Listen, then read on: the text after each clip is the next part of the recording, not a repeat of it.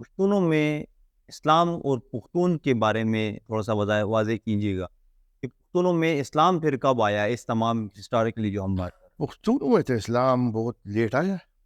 اس طرح اس علاقے میں اسلام آیا ہے تو اسلام یہاں پہ جب اسلام مضبوط بنا ہے تو اس کے تقریباً 800-900 سال ہوئے ہوں گے، اتنا زیادہ نہیں ہے. اور اسلام جب یہاں پہ آیا تو رفتہ رفتہ سلولی لوگوں میں وہ آیا ہوا ہے. اس کے تو ہمیں شواہد بھی ملتے ہیں. دوسری بات یہ ہے کہ محمد بن قاسم کے ساتھ اسلام ان لوگوں میں نہیں آیا ہے. یہاں پہ جو لوکل روایات تھے، جو بدھ مت کے اور زرتشتی روایات جو تھے آتش پرستی کے اور ہندو مت کے، وہ تھے یہاں پہ. کیونکہ یہاں پہ 350 سال تو راجپوتوں کی حکومت تھی، ہندو شاہی، کابل شاہی اور ہندو شاہی لوگ جو تھے گندھارا پہ. تو پھر ان کو پھر ایرانی مسلمانوں نے، عربی مسلمانوں نے نہیں، ایرانی مسلمانوں جس کو تاجک کہتے ہیں، انہوں نے اس کو شکست دی ہے ان لوگوں کو.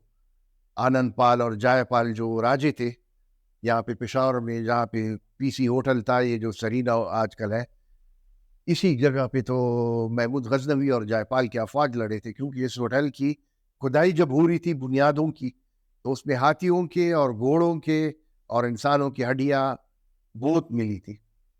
تو کیونکہ بلائسار اس طرف ہے اس ہوٹل کا، 200-300 گز اس سے آگے ہے، تو اسی بلائسار میں جائے پال مقیم تھا اور وہ نکلا تھا جنگ کے لیے محمود غزنوی کی فوج سے ملنے کے لیے. وہ یہاں پہ ان کا وہ تھا، ٹاکرا ہوا تھا، آمنا سامنا ہوا. تو یہاں پہ تو ہندو، لیکن وہ ہندو بھی وہ والے ہندو نہیں تھے، وہ ترک لوگ تھے جو ہندو بنے تھے. راجپوت جو ہے وہ ویدی ہندو نہیں ہے. وہ یہاں پہ ترک لوگ آئے تھے جو ہندو بنے تھے اور کشتری بنے تھے، جو سیکنڈ انڈین کاسٹ ہے، واریر کاسٹ کا. تو اس کا پھر میں بعد میں آپ کو بتاؤں گا. یہ بتائیے گا کہ اسلام سے پہلے پختونوں کو کیا مذہب تھا؟ جس طرح میں نے کہا کہ بدھ مت تھا اور زرتشتی نظام تھا.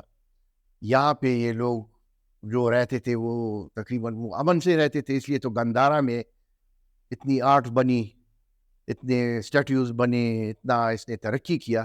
گندھارا کو جس یلغار نے ختم کیا تھا وہ ہن کا یلغار تھا، وائٹ ہن. یعنی وہ ایک نیم ترکی نیم ایرانی لوگ تھے جو آ کے انہوں نے سارا جگہ میں اسمار کر دیا تھا. چینی وہ سیاہ جو آئے تھے یہاں پہ، ہن فاشیان نام تھا اس کا، تو اس نے لکھا تھا. وہ بالکل اسی سال میں آیا تھا جس سال میں ہمارے رسول علیہ السلام صلی اللہ علیہ وآلہ وسلم ان کی وصال ہوئی تھی. 632 AD پہ وہ یہاں پہ پشاور آیا تھا. تو اس نے جب پشاور کا منظر پیش کیا اپنے اس میں وہ جو سفرنامہ ہے، اس نے کہا سارا علاقہ مسمار تھا.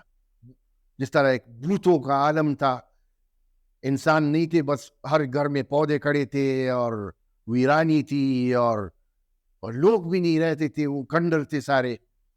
اس نے کہا مجھے جگہ جگہ عظیم عظیم کھنڈر نظر آئے. تو یہ ہنوں کے بعد کا حال ہے، اور ہنوں کے تقریباً 100 سال یا 80 سال بعد کا حال ہے کہ یہ شہر اس وقت تک آباد نہیں تھا. یہ جو کابل شاہی اور ہندو شاہی لوگوں کا میں ذکر کر، یہ وہی ہن تھے جو بعد میں ہندو بن گئے، اور انہوں نے پھر اپنے آپ کو راجپوت بنا کے پھر دوبارہ انہوں نے اس جگہ کو شروع کیا، آباد کر دیا. اور